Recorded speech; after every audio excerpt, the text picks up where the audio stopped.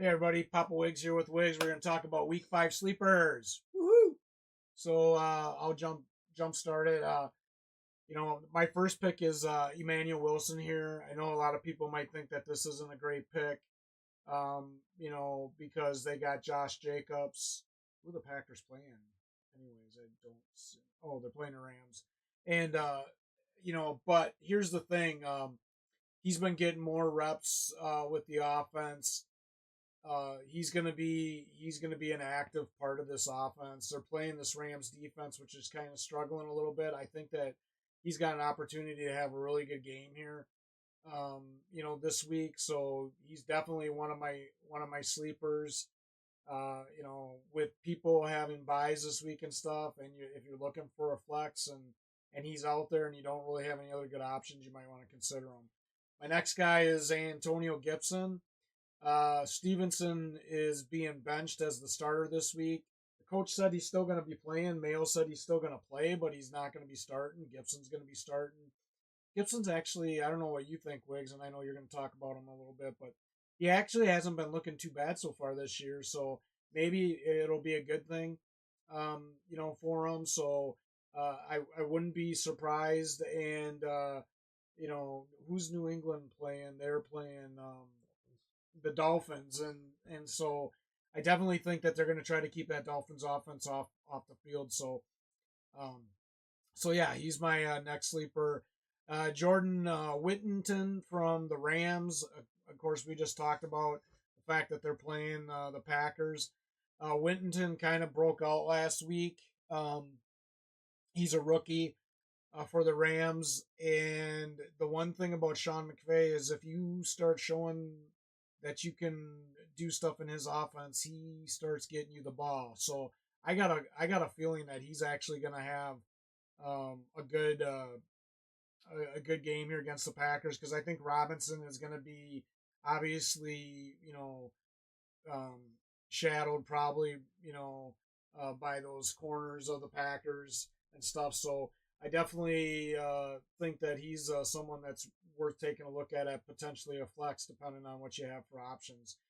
The next guy here, Eric All. I love the name All. Um, he's another one. Kind of broke out last week for the Bengals. I think the 82 yards that he had was all in last week's game, wasn't it? No.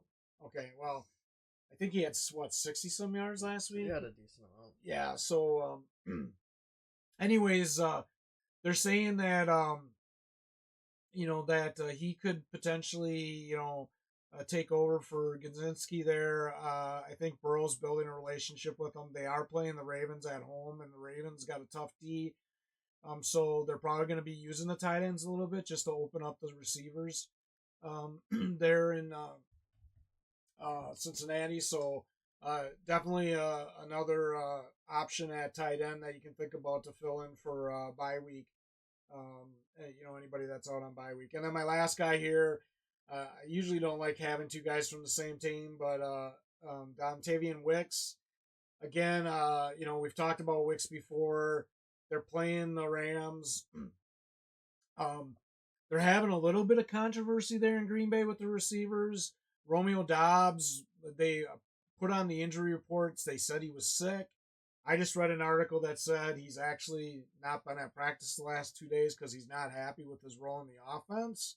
So I don't know what that means. I don't know if they're going to potentially look at trading Dobbs. But what that tells me is if Dobbs wasn't at practice in the last two practices, he's not going to be playing this week.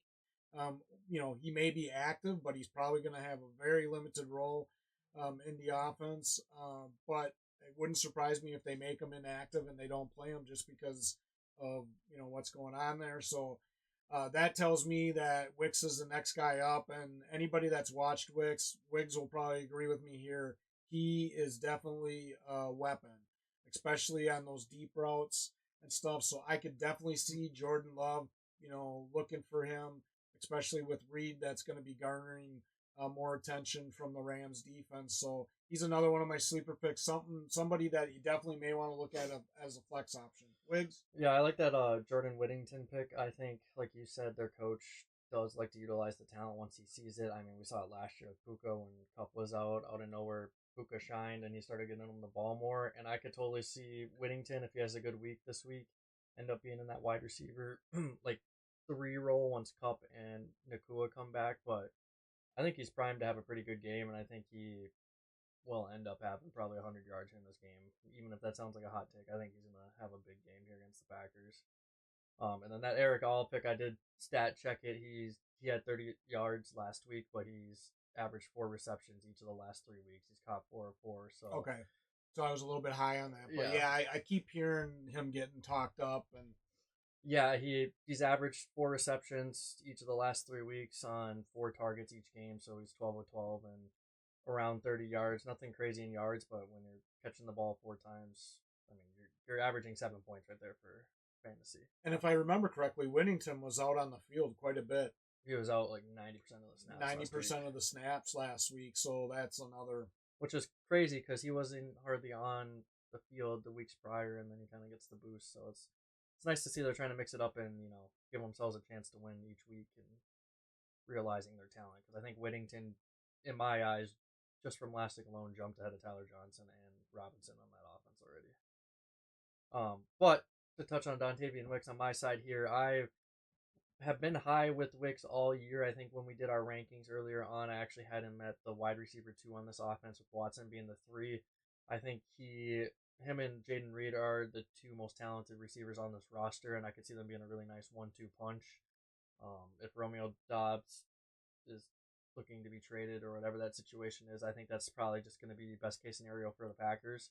In my eyes, at least, I think that'll kind of clear up how, like, I want to say like different plays, because like you're designing plays around all your receivers. Obviously, Dobbs is gonna have his, Wicks will have his, Reed will have his, but I think it'll make it a little less complex, and I think we'll see like Reed and Wicks getting the ball a lot, and I could see them being like not as efficient, but like kind of like a Hill and Waddle type combination between the two, with whoever their third receiver is, whether it's Watson or Melton, because I saw Melton got a few receptions that last game as well. So I think in my eyes it'll benefit these guys. I know like having more weapons is obviously nice, but I think it'll benefit Reed and Wicks quite a bit in fantasy, and I think they're gonna have like a solid year moving forward if that's the case.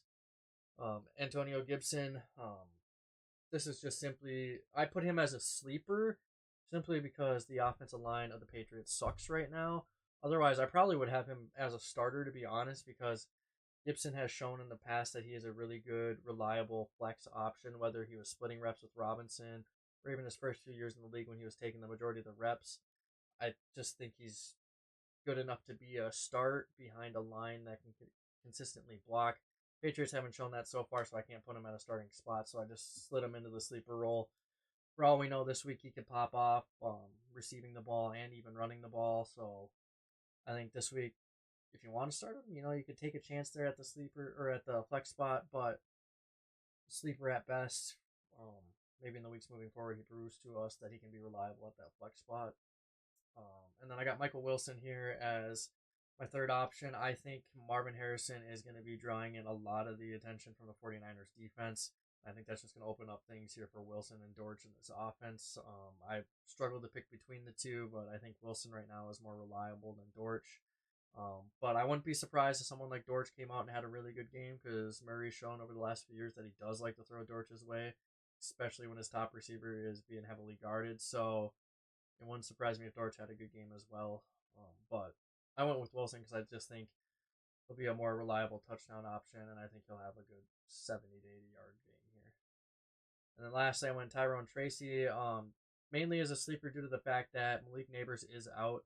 If Neighbors was in, I would actually take a shot at him as a flex spot, but um, you're not going to have really a receiver drawing that amount of attention here in this game away from the D backs here. So getting to that second level for Tracy might be a little harder just due to the fact that they don't really have to focus on a receiver. Like, yeah, you have Wandale Robinson, but like we've been saying all year, I think a lot of Wandale's success comes from being behind Neighbors, because Neighbors draws a lot of that defensive attention right now, and I think they'll take a little hit here this week. I think they're going to struggle in their game against the Seahawks. I don't see them winning, and I think the run game might be ineffective after like a quarter in this game.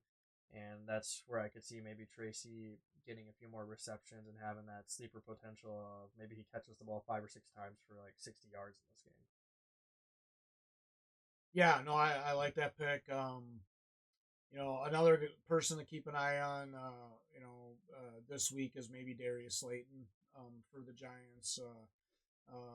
Somebody else is going to have to step up in that receiving core because the Seattle Seahawks defense is pretty tough and they're on the road against them. So I think they're going to be passing a lot here. But I do like the Tracy pick because Singletary is doubtful this week. Initially, they thought he was going to be out. Now they're saying doubtful. If he's doubtful on Saturday here, I doubt that he's going to be playing. So this will be an opportunity for Tracy to show what he has, and they're definitely going to need some balance, to have a chance against the Seahawks. So, Yeah. so it'll be interesting. And I'm glad you brought up Melton too, because I think Melton is someone to keep your eye on as a deep, deep sleeper. Because depending on what happens with this Romeo Dobbs situation,